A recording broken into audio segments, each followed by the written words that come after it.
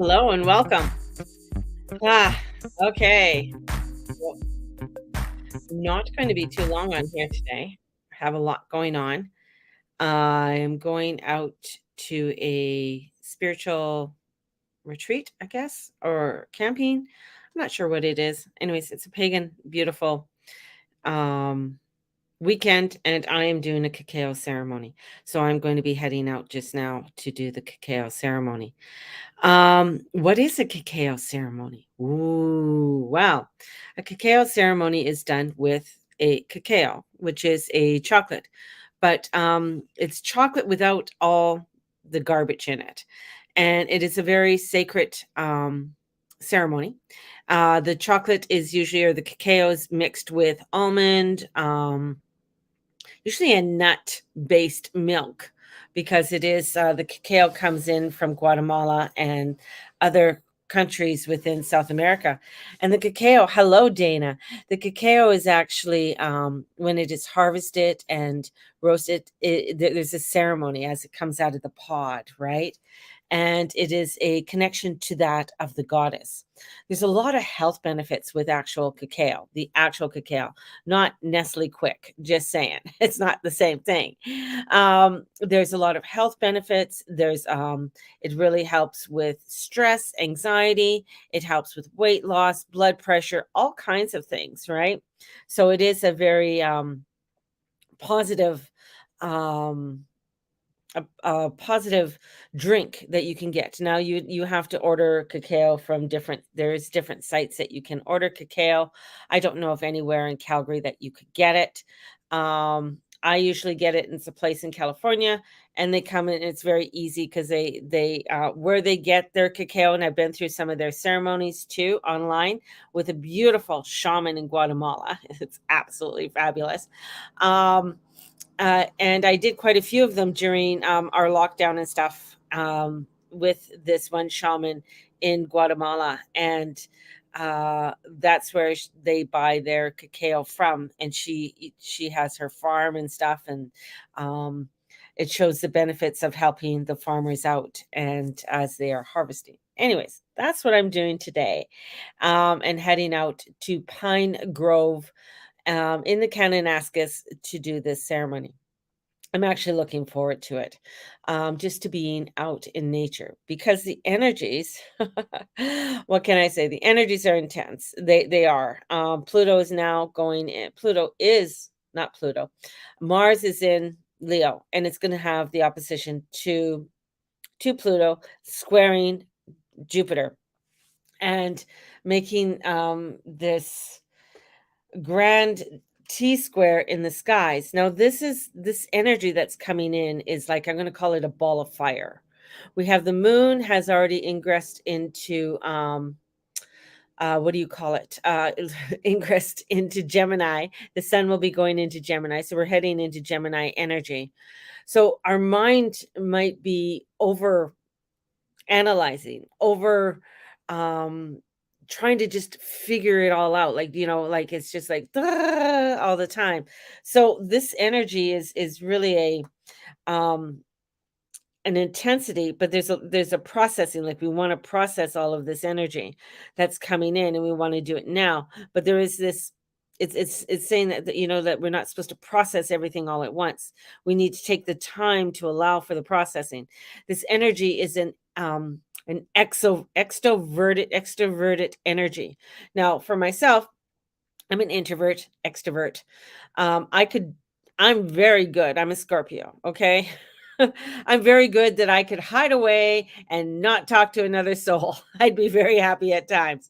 But that's not where this energy is. This energy is this extroverted energy to get out, to get connected, to this is honest and real. And with Venus being in Cancer, this is really not pushing things too far. Like we cannot push things too far. You cannot go too far. This is Everything is there, but it could be very explosive, This is a very explosive energy that's coming in. And this explosion is bringing in sensitivity. And especially if you are an introvert, this can bring high sensitivity to you because you might feel that overwhelmness. You might feel that anxiety. You might feel a lot of that, like, I guess the stress and that coming in. So, not to go too far. And it doesn't have to be negative. This is not going into your negative beliefs. This is really not a time to, um, like I talk about the shadow work, but this is to recognize the shadows, release them to the light, move on. Now, I know for some that's not easy, but this is why I said, even yesterday, if you are needing help, say a counselor, a psychologist, a psychiatrist, um, somebody who can help you to go through these trainings, is going to be highly important if you have any issues, and not to be embarrassed. I know many highly beautiful, intuitive people who see counselors and psychiatrists. I have one who sees a psychiatrist once a week or even bi-weekly and is on medication because that is how they can cope with this world, right? And they're very highly sensitive. But in doing so, they have built themselves up to having a multi-million dollar business and trusting and beginning to really trust in their intuition even more so than they did before. So I don't advocate drugs or alcohol or drugs, or medication from pharmaceuticals and stuff, but I feel there are times, and that's where this energy is saying is that you got to be honest with yourself and with how you need to deal with yourself. I have another thing that I found very controversial was hormone replacement for women who are going through menopause. And I thought, oh my God, this is like, why would you do this? Just go through it naturally. Some people can't. Some people cannot. And you got to honor that, right? Not to distract, but you look good. Hair, that color blouse is a new you. And you, I showered today. Thank you, Dana. But that's the thing is that, maybe you are going through menopause. Maybe there are different things that you're going through and you do need, and hormone replacements aren't for long. And you do need that help. Now, this is for a woman going through, extreme menopause, and there's a lot of things that are going on within them, their own selves, and that's through a doctor and going and finding out the information. This is why I'm saying like this, um, this energy can bring up negative beliefs. It can get you to become angry. It's like holding a nuclear bomb. Now, nuclear energy can be used for such positivity. It's great energy. It's clean energy. It's energy that can actually, do a lot of good, but it also can do a lot of bad, right? So it's one of those things that, it's even like when you look into AI. AI could do fabulous, wonderful things, but it can also do a lot of negative things. This is a fine line that we're walking, and this is the explosiveness of the energy that are coming in. And the explosions that are coming in can be very positive and very beautiful and very good. They can also be very negative. So that's what we're walking. We're walking into this energy. And it's not for us to become, the queen of I don't give a fuck, which is the Queen of Swords, to become hardened and not follow our intuition. This is not to become hardened and critical on things. This is allowing us to embrace the beauty of who we are and being honest. And sometimes being the deepest honesty within our own selves is very difficult. To be honest with yourself and say, hey, I need help. To be honest with yourself and say, you know what? Things aren't going too well. Maybe I do need a financial advisor. Maybe I do need somebody who knows a little bit more than what I do. There's experts out there. And that's where this energy is. It'll put these people in front of you to give you that hand.